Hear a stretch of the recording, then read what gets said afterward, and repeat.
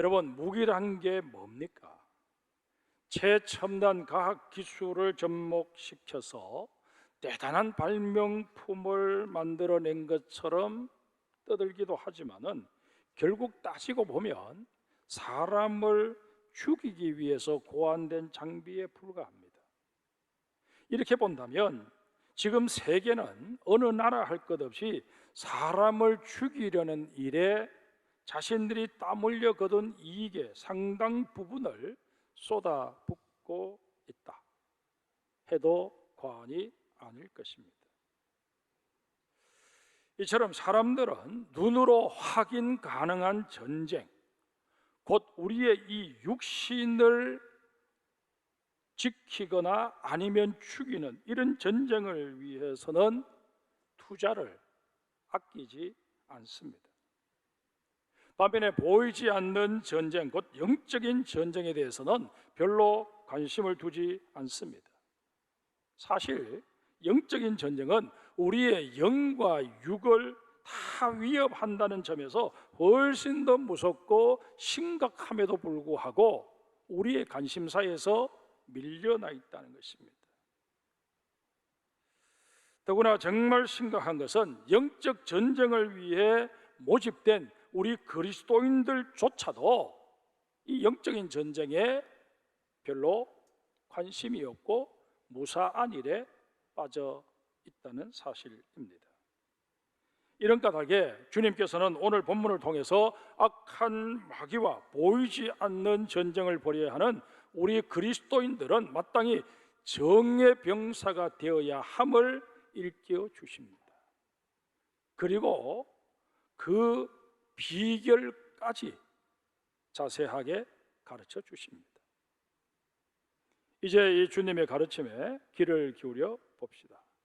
우리가 그리스도의 정예병사가 되려면 우선 적을 제대로 알아야 한다라고 주님 말씀하십니다.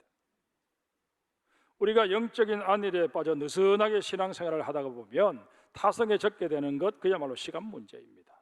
비근한 예로 연초에는 많은 사람이 성경을 통독하겠다고 일독하겠다고 결심을 합니다. 하지만 한 달, 두 달 지나면서 그 결심은 흐지부지 되기 일쑤입니다. 또 어떤 일이 계기가 되어서 새벽 기도회에 나오면서 이제부터는 열심히 새벽 기도에 참석하겠다 그렇게 각오를 다지기도 합니다. 그러다가 문제가 해결되고 다시 안정된 삶이 이어지게 되면 고무풍선에 바람 빠지듯 다짐이 다 허물어지고 맙니다. 이렇게 되는 이유가 무엇일까요? 여러 가지 원인이 있겠지만 가장 대표적인 것이 우리가 싸워야 할 적의 실체를 제대로 파악하지 못했기 때문입니다. 어떤 문제가 발생하면 우리는 그 문제가 마치 우리의 대적인 양 착각해 버립니다. 그래서 그 문제를 해결하는 일에 온갖 노력을 집중합니다. 이러니 문제가 해결되고 나면 그것으로 다 끝났다 그렇게 생각해 버립니다. 그러나 우리의 일상생활 속에서 당하게 되는 온갖 문제나 어려움들은 하나의 드러난 현상일 뿐입니다. 중요한 것은 그 현상 배후에 숨어있는 실체입니다. 이 실체가 무엇일까요? 바로 우리의 대적이자 모든 영적 전쟁의 주범인 사탄입니다. 이에 바울도 오늘 본문 12절에서 이렇게 밝히고 있습니다. 한번 보실까요? 우리의 씨름은 혈과 육을 상대하는 것이 아니요 통치자들과 권세들과 이 어둠의 세상 주관자들과 하늘에 있는 악의 영들을 상대함이라. 한마디로 우리의 주적은 그 어떤 사람이나 환경, 여건이나 문제가 아니라는 것입니다. 사탄이 바로 우리의 주적임을 분명히 지적하고 있습니다. 사탄은 참소자, 사이를 갈라놓는 자라는 뜻을 지니고 있습니다. 사탄은 거짓된 말로 우리를 이간질합니다. 사탄은 남편과 아내 사이를 갈라놓고 부모와 자식 사이를 갈라놓습니다. 스승과 제자 사이를 갈라놓고 목회자와 성도들 사이를 갈라놓습니다. 이 사탄의 수하에는 많은 귀신들이 자리하고 있습니다. 이들이 온갖 일들을 자행합니다. 부정과 부패, 타락과 무질서를 부추깁니다. 음란 문화를 조장하여 인간들의 의식과 정신세계를 병들게 합니다. 개인주의와 이기주의가 만연하게 해서 공동체를 와해시켜 버립니다. 우리의 유욕을 자극해서 영적인 세계에는 아예 관심을 두지 않도록 미혹합니다. 우리의 영혼을 그릇된 길로 이끌어서 파멸하게 합니다. 이름에도 우리 중 대다수는 속수무책입니다. 우리는 마귀의 졸개인 귀신은커녕 마귀의 도구가 된 그 무엇 하나도 대적할 수 없을 만큼 허약한 존재들입니다. 큰 소리를 떵떵 치던 베드로를 한번 생각해 보세요. 마귀의 도구가 된 어린 여종 하나를 감당하지 못하고 그 앞에서 자신은 예수님의 제자가 아닐 뿐더러 그를 알지도 못한다고 부인해 버리지 않았습니까? 이게 바로 우리의 모습입니다. 그러게 보면 10절에 뭐라고 말씀하십니까? 너희가 주 안에서와 그 힘의 능력으로 강건해져야 한다 말씀하십니다. 주님 안에서 그 힘의 능력으로 강건해지려면 어떻게 해야 할까요? 주님께서는 하나님의 전신갑주를 입는 것이 바로 그 비결이라고 가르쳐 주십니다. 73년 전 이 땅에 전쟁이 발발했을 때 소련제 탱크를 앞세운 북한군의 공격에 우리 국군은 속수무책이었습니다. 탱크에 타고 있는 군인은 고작 서너 명에 불과합니다. 그런데 그 위력은 연대 병력과 맞먹습니다. 우리가 주님 안에 거한다는 게 바로 이런 의미입니다. 나 자신은 사실 나약하기 짝이 없습니다. 그러나 탱크와는 비교도 안 될 만큼 강하신 주님 안에 내가 거하면서 주님께서 가지고 계시는 그 무기를 선용할 수 있다면 우리는 그 어떤 사탄의 공격도 능히 물리칠 수 있습니다. 11절 말씀을 우리 같이 읽겠습니다. 마귀의 간계를 능히 대적하기 위하여 하나님의 전신갑주를 입어라. 13절 말씀도 같이 읽습니다. 그러므로 하나님의 전신갑주를 취하라. 이는 악한 날에 너희가 능히 대적하고 모든 일을 행한 후에 서기 위함이라. 하나님께서 우리에게 제공해 주시는 전신갑주를 입는 것, 이것이 바로 주님 안에서 주님의 능력을 덧입는 비결입니다. 그런데 적지 않은 그리스도인이 전신갑주를 입기는 입는데 하나님의 전신갑주가 아니라 자신이 직접 마련한 이성이나 지식, 경험의 전신갑주를 입고서는 만족해 버립니다. 아담과 하와가 선악과를 따먹은 후 눈이 밝아져서 자신들이 벌거벗었다는 사실을 인지하게 됩니다. 그래서 어떻게 합니까? 나뭇잎으로 옷을 만들어 입습니다. 그 옷이 바로 이성의 산모를 상징합니다. 지금 우리가 입고 있는 이 옷들도 인간 이성과 지식과 경험의 산모를 대변합니다. 그런 만큼 이 옷들은 우리를 온전히 보호하지 못합니다. 사탄의 계교 앞에서는 그야말로 무용지물에 불과할 뿐입니다. 사무엘상 17장에 보면 골리앗과 다윗의 결투 장면이 소개되어 있습니다. 골리앗은 2m 80cm가 넘는 그런 거인이었습니다. 사무엘상 17장 5절 이하에 그가 입은 갑주가 소개되어 있습니다. 머리에는 노투구를 썼고 몸에는 비늘 갑옷을 입었으니 그 갑옷의 무게가 놋 5,000세겔이며 그의 다리에는 놋 각반을 쳤고 어깨 사이에는 놋 단창을 메었으니 그 창자로는 배틀 채갔고 창날은 철 600세겔이며 방패든 자가 앞서 행하더라. 골리앗은 놋새와 철로 만든 갑주를 뒤집어 쓴 괴물 같은 모습이었습니다. 그러나 그래봤자 허점투성이 인간에 불과했습니다. 그를 감싸고 있던 그 어마어마한 갑주도 한낱 인간의 지혜와 지식이 만들어낸 것일 뿐이었다는 것입니다. 그러기에 다윗 앞에서 너무나도 허망하게 거꾸러지고 만 것입니다. 반면에 다윗은 어땠습니까?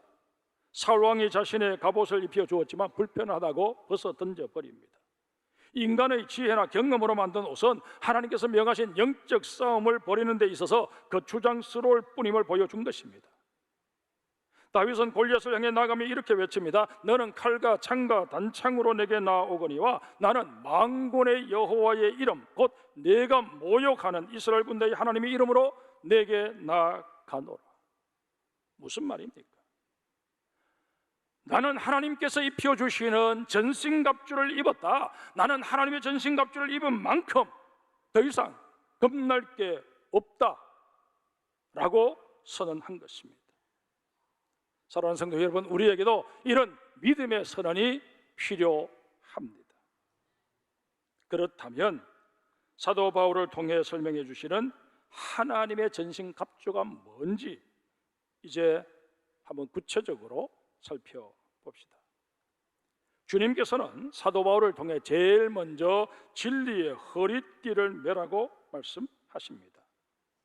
여기서 언급하신 허리띠는 우리가 일상생활 속에서 바지가 내려가지 않도록 매는 그런 혁대를 말하는 게 아닙니다. 군대를 다녀오신 분들은 다 아시겠지만 군인은 허리에 탄띠라고 해서 굵은 허리띠를 착용합니다. 이 탄띠에는 실탄이 든 탄창을 넣을 수 있는 탄입대를 비롯해서 수통과 대검 그리고 비 올 때 입는 우의까지 다 매달 수 있도록 되어 있습니다. X반도를 여기에 부착하면 수류탄까지 매달게 됩니다. 군인으로서 기본적인 임무 수행에 필요한 모든 장비가 이 탄띠에 다 달리는 것입니다. 본문에서 말씀하시는 진리의 허리띠가 바로 이런 것입니다. 여러분, 성경을 찬찬히 읽어보면 진리를 어떻게 설명하고 있습니까? 진리는 바로 예수 그리스도시다, 그렇게 설명을 합니다. 우리 그리스도인의 삶은 언제 어디서나 구주 되시는 예수 그리스도께 연결되어져야 합니다. 예수 그리스도와의 연관 속에서 우리의 교회 생활뿐만 아니라 가정생활, 직장생활, 사회생활, 나의 삶 전반을 다 꾸려낼 수 있어야 한다는 것입니다. 여러분, 우리의 삶에 오직 예수, 모든 것을 예수 중심으로 생각하고 판단하고 결정할 수 있는 그런 우리가 되어야 할 것입니다.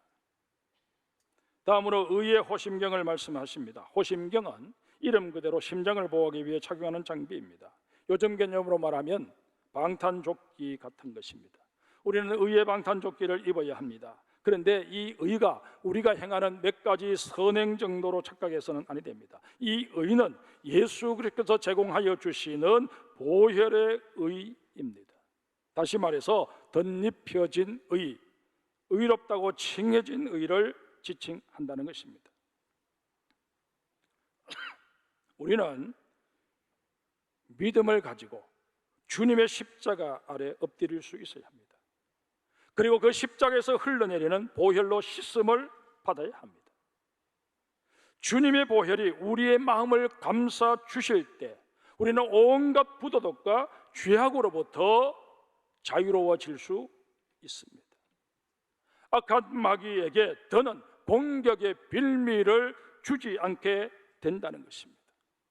로마서 12장 2절에 너희는 이 세대를 본받지 말고 오직 마음을 새롭게 함으로 변화를 받아 하나님의 선하시고 기뻐하시고 온전하신 뜻이 무엇인지 분별하도록 하라 말씀하십니다. 우리가 왜 의의 호심경을 착용해야 하는지 그 이유를 분명히 밝혀주고 있는 구절이라 여겨집니다. 여러분, 정말 우리는 그리스도의 의에 힘입어서 모든 악한 마귀의 공격을 대적할 수 있는, 우리를 고발하고 우리를 주눅들게 만드는 그 마귀의 모든 말들로부터 아니다, 내가 비록 죄를 지은 죄인이기는 하지만 그러나 예수 그리스도의 보혈이 나를 이미 감싸서 그 모든 죄를 동의서에서 먼 것처럼 내게서 멀리해 주셨다, 그렇게 선포할 수 있는 여러분과 저가 되어야 할 것입니다. 세 번째가 평안의 복음이 준비한 신을 말씀하십니다. 복음의 속성은 평안입니다. 그러기에 부활하신 예수님께서도 제자들을 찾아오셔서 제일 먼저 평안하라 라고 말씀해 주신 것입니다. 앞서 말씀드린 대로 사탄은 참소하는 자입니다. 이간질하는 자요, 분쟁하게 하는 자입니다. 이런 사탄은 우리에게도 참소하는 자가 되라고 부축입니다. 말쟁이가 되고 이간질하는 자가 되라고 미혹합니다.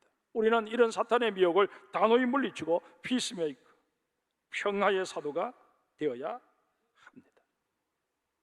그러려면 복음의 신을 신어야 합니다. 복음의 골자가 무엇입니까? 예수 그리스도께서 날 위해 십자가에 달려 돌아가셨고 그로 인해 나는 모든 죄로부터 사함의 은총을 덧입게 되었다 하는 것입니다. 뿐만 아니라 예수 그리스도는 죽음의 근세를 파하시고 사흘 만에 부활하심으로 나 또한 죽어도 살고 살아서 예수를 나의 구세주로 믿었으니 영원히 죽지 않는다 하는 사실이 바로 복음의 골자입니다. 이 사실에 아멘하는 순간 평안의 복음으로 마련된 신발이 우리에게 덧입혀지면서 세상 그 무엇도 두려워하지 않을 수 있는, 심지어 죽음까지도 더 이상 나의 두려움의 대상이 될 수 없는 그런 담대한 인생을 살아가게 되는 것입니다. 네 번째로 믿음의 방패를 언급하십니다. 사탄은 가까운 곳에서도 공격하지만 멀리서도 공격을 가해 옵니다. 우리가 방심한 틈을 타서 불화살을 쏘아댑니다. 그러기에 우리는 늘 믿음의 방패를 휴대할 수 있어야 합니다. 창세기 15장 1절에 하나님께서 아브라함에게 말씀하십니다. 아브라함아, 두려워하지 말라. 나는 내 방패요 너의 지극히 큰 상급이니라. 하나님께서는 아브라함에게만 이런 말씀을 하시는 것이 아니라 우리에게도 이 말씀을 그대로 말씀해 주십니다. 그러기에 우리는 이 하나님의 말씀에 아멘하며 사탄의 모든 계교를 능히 물리칠 수 있어야 합니다. 하나님이 내 방패 되어주시고 하나님이 내 인생의 산성이 되어주시고 피할 바위가 되어주시니 내가 무엇을 두려워하리요? 이렇게 선언하며 우리는 마귀가 쏘아대는 모든 불화살을 하나님이 내게 들려주시는 믿음의 방패로 막아낼 수 있어야 할 것입니다. 믿음이 이기네, 믿음이 이기네, 늘 노래하는 우리 모두가 되어야 할 것입니다. 다섯 번째로 구원의 투구를 소개하십니다. 투구는 머리를 보호하는 장비입니다. 요즘 개념으로 말하면 방탄 헬멧입니다. 군복무 시절 비무장지대에서 땅굴 탐지 작전을 수행한 적이 있었습니다. 비무장지대에서는 언제 적과 맞닥뜨릴지 모르기에 항상 경계를 소홀히 할 수 없습니다. 그곳에서는 몇 가지 안전수칙이 있는데 그 중에 하나가 헬멧을 절대 벗어서는 안 된다는 것입니다. 휴식 시간에도 헬멧을 벗지 못하게 합니다. 우리의 신체 가운데 머리를 보호하는 일이 절대적으로 필요하기에 그렇게 하는 것입니다. 하나님께서는 우리들의 구원의 투구를 쓰라고 말씀하십니다. 이 말씀은 언제 어디서나 어떤 상황에서든 내게 임한 그 구원의 은총을 확신하며 살아야 함을 의미합니다. 뜻하지 않게도 지금 내 생명이 끝나게 된다고 할지라도 나를 위해 하늘의 처소가 예비되었을 뿐만 아니라 내가 천국문에 이르렀을 때 우리 주님 환한 미소를 지으며 두 팔 벌려 나를 영접하여 주실 것이라는 그 확신이 우리에게 있어야 한다 하는 것입니다. 평안할 때는 말할 것도 없고 절체절명의 위기 상황 속에서도 내게 허락하여 주신 이 구원의 은총만은 손상되는 법이 없다. 그리스도의 사랑에서 나를 끊어낼 수 있는 것은 아무것도 없다. 그렇게 선포하며 살아가는 여러분과 저가 되어야 할 것입니다. 마지막으로 성령의 검, 곧 하나님의 말씀을 가지라고 일깨워 주십니다. 많은 그리스도인이 성령님의 역사를 오해합니다. 성령님의 역사는 우리 인간의 이성을 초월하는 것이 맞습니다. 그러나 철저하게 하나님의 말씀에 그 근거를 두고 있습니다. 말씀과 상반되는 일들은 아무리 신비하게 보여진다고 할지라도 성령님의 역사가 아닙니다. 우리는 말씀으로 사탄의 유혹을 물리치셨던 예수님을 기억하고 있습니다.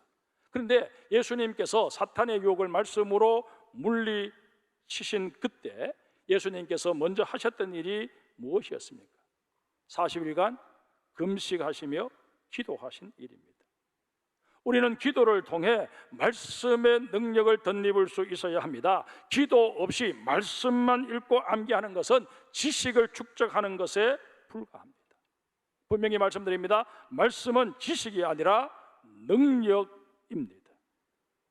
오늘 본문 18절 19절을 한번 보실까요? 모든 기도와 간구를 하되 항상 성령 안에서 기도하고 이를 위하여 끼어 구하기를 항상 힘쓰며 여러 성도를 위하여 구하라. 또 나를 위하여 구할 것은 내게 말씀을 주사 나로 입을 열어 복음의 비밀을 담대히 알리게 하옵소서 할 것이니. 바울은 기도를 통해 말씀의 능력, 복음의 능력이 임하기를 소원했습니다. 이 소원이 우리에게도 있어야 할 것입니다. 말씀과 기도, 이것은 언제나 병행되어져야 되는데 우리는 말씀을 통해서 기도해야 되고 또 기도를 통해서 말씀의 능력을 체험할 수 있어야 할 것입니다. 말씀을 맺습니다. 전쟁에는 2등이 없습니다. 운동 경기에서는 젖잘싸, 졌지만 잘 싸웠다 라는 말이 통할 수 있을지 모릅니다. 하지만 전쟁에서는 아닙니다. 2등은 곧 패전을 의미하고 죽음을 의미합니다.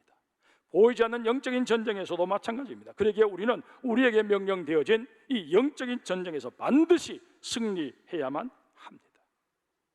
온누리교회를 담임하는 이재훈 목사는 자신에 있어서 영적 전쟁에서 성도들이 꾸려가는 믿음의 삶 안에서도 악에 의해 다스려지는 무서운 흐름이 있다라고 지적합니다. 내가 신앙생활에 열심 내면 나는 악과는 아무런 상관없는 그런 인생을 살 수 있는 게 아니라 그 속에도 악한 마귀의 계교는 끊임없이 우리를 흔들어대고 있다는 것입니다. 심지어 우리로 하여금 더 열심히 기도 생활해라, 더 열심히 교회 생활해라, 더 열심히 충성해라, 그렇게 우리를 막 부추기면서 내 마음속에 교만이라는 씨를 뿌려버리기도 하는 게 사탄의 계교입니다. 따라서 이재훈 목사는 말씀의 검을 들고 하나님의 전신갑주로 무장한 채 영적인 전쟁에 나서야 한다고 역설을 합니다. 그렇게만 하면 하나님께서는 우리가 모르는 사이에도 그 능력을 행하셔서 우리에게 승전의 기쁨을 누리시게 하신다라고 우리를 격려합니다. 사랑하는 성도 여러분, 우리는 때로 겁에 질리기도 하고 두려움 속에서 맥이 풀려버리기도 합니다.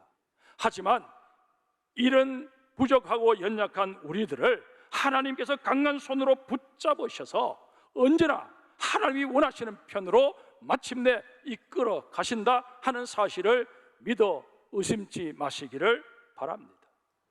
이제 세상을 향해 나아가는 우리에게 주님이 주시는 말씀이 여기 있습니다. 요한복음 16장 33절입니다. 이것을 너에게 이르는 것은 너희로 내 안에서 평안을 누리게 하려 함이라. 세상에서는 너희가 환난을 당하나 담대하라. 내가 세상을 이기었도다. 여러분, 우리 주님 세상을 이기셨듯이 우리 또한 당당하게 세상을 이길 수 있다 확실하며 주님 손 붙잡고 다시금 주님이 파송하시는 삶의 자리로 나가는 우리 장성의 모든 성도들 되시기를 주의 이름으로 축복합니다.